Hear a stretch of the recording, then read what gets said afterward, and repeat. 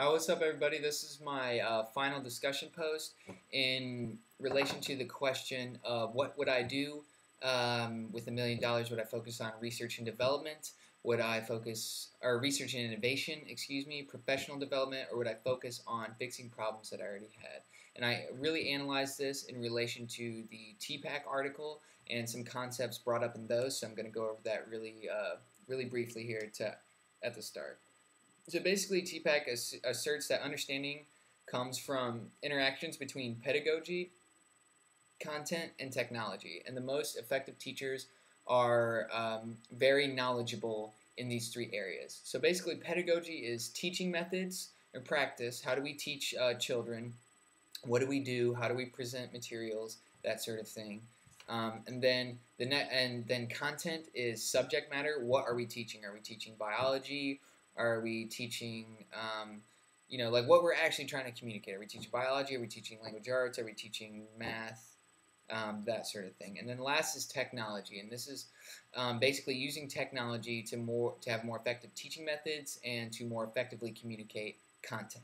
So basically, TPAC says that the most effective teacher has knowledge in all three of these areas, and this is called technological, pedagogical, and content area.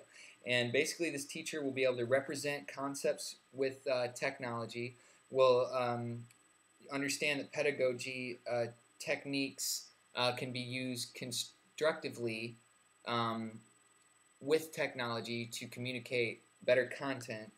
They'll understand how technology can facilitate different content in different ways and how different technology affects this process. And they'll also be able to be able to gain knowledge of the student's profile and be able to build better assessment methods as well. So essentially, when I was analyzing this quandary of Gray's Anatomy, I was taking it from that perspective. So I was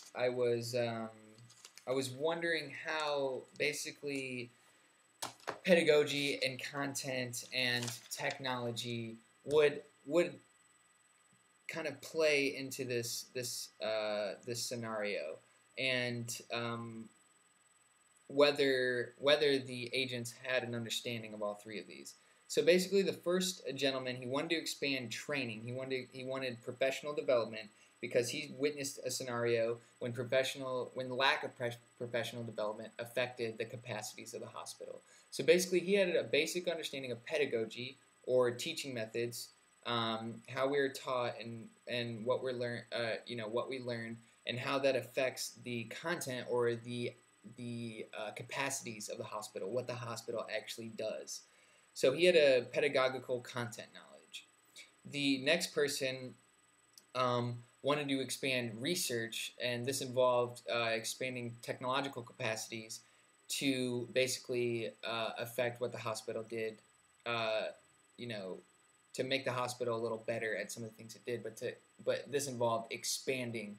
So expanding processes through research and innovation, to using technology to expand, to basically come up for cures for Alzheimer's disease, which affected the ability of the hospital to do what they did, and also directly affected somebody on their staff. The third person, the second person therefore had a technology content knowledge. The third person had a technology, pedagogical, and content knowledge because they understood the limited capacities of technology and how that this restrained the hospital, and also understood that we also don't have enough resources. We need another night nurse.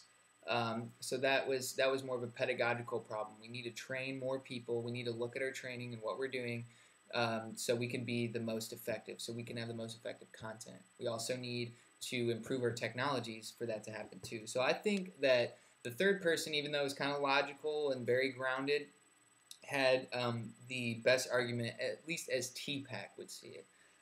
In my opinion, I can't really say because I don't know how seriously these lack of technologies affected the hospital. Also, the situations presented were kind of emotionally charged and everything. So I don't really know which one issue, professional development research and innovation, or just fixing current problems, which one was pertinent at that point. If their current problems were negligible enough to expand for professional development, or any kind of combination of things, I'm really not sure of. But I know personally that if I received $1 million for my school district, um, so kind of changing subjects here, not changing subjects, but kind of segueing into a new discussion. I knew if I received $1 million from my school district, I would definitely fix or upgrade make sure that what was in place was already strong enough before I would continue, and then I would continue with professional development, and then I would go on to research and innovation. So first, fixing and upgrading. I would make sure that everyone had adequate materials, books, artistic resources, basically access to anything that will help the student learn and what's necessary. And after this, I would go into making sure that every student had access to technology. I would look for a 1-to-1 ratio, but first I would make sure everyone had appropriate reading materials and the foundations of good learning, and then I would ensure that everyone had access to a computer in a 1-to-1 ratio. That would probably be most of my $1 million right there, but I'm going to continue on as if I had a couple more mil. So basically, I would be working in a high needs area, so I would also focus on professional development. I think a lot of teachers in some of these areas need more cultural learning, so some type of seminar or something, professional development on culture.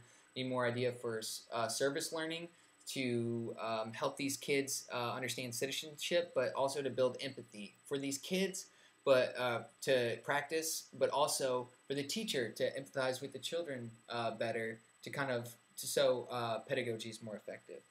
And also, I think arts in more holistic forms, integration, development would be good as well. So teaching teaching teachers how to integrate arts and other forms of learning to communicate more formal studies, to add meaning and to be more effective.